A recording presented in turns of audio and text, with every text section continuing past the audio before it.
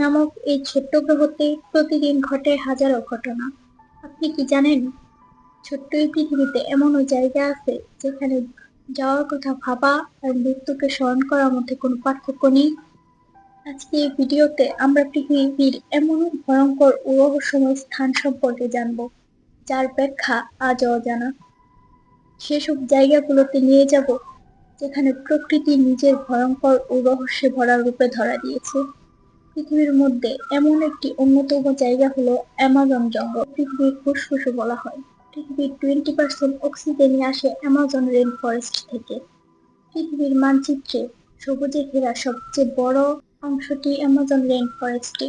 এই জঙ্গলের বিশালতা 9টি দেশ জুড়ে বিস্তৃত। এই জঙ্গল যতটা না বিশাল, তার চেয়ে হাজার গুণ বেশি বিপজ্জনক। জঙ্গলের প্রতিটা অংশে রহস্যে ঘেরা। অ্যামাজনের নামকরণের পিছনেও রয়েছে এক গভীর রহস্য। কাবাল নামে এক ব্যক্তির লেখা বই থেকে জানা যায় যে 16 শতকের মাঝামাঝি সময়ে লানা নামে একজন ব্যক্তি তার দলবল নিয়ে প্রথমবারের মতো আমাজন ভ্রমণ করেন। তিনি অ্যামাজন নদী শেষ করে শেষ প্রান্তে পৌঁছায়।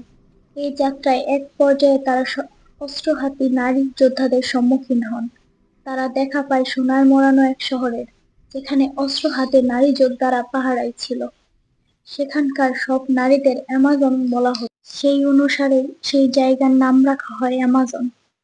আর অ্যামাজন জঙ্গলে সবসময় বৃষ্টি হওয়ার কারণে একে অ্যামাজন রেইন ফরেস্ট বলা হয়। অ্যামাজন জঙ্গলের ভেতরে সোনার শহর সত্যিই কি আছে? যদিই বা থাকে, সেখানে কি কোনো মানুষের বসবাস করা আদৌ সম্ভব? কেননা আমরা কম বেশি সবাই জানি অ্যামাজনের হিংস্র সব পশুর কথা। ওখানে একটা পিঁপড়াও মানুষকে মেরে ফেলতে সক্ষম।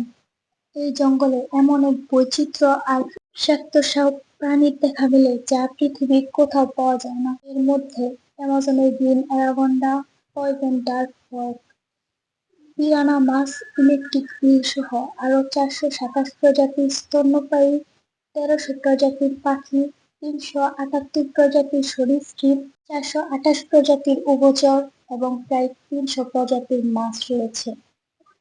আরো রয়েছে 25 লক্ষ প্রজাতির পোকামাকড়। এছাড়াও প্রতিনিয়ত তৈরি হচ্ছে নতুন নতুন জীবন। তো কি মনে হয়, মানব জাতির বসবাস থাকতে পারে?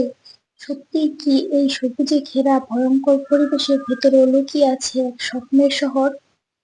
আপনার কি মতামত?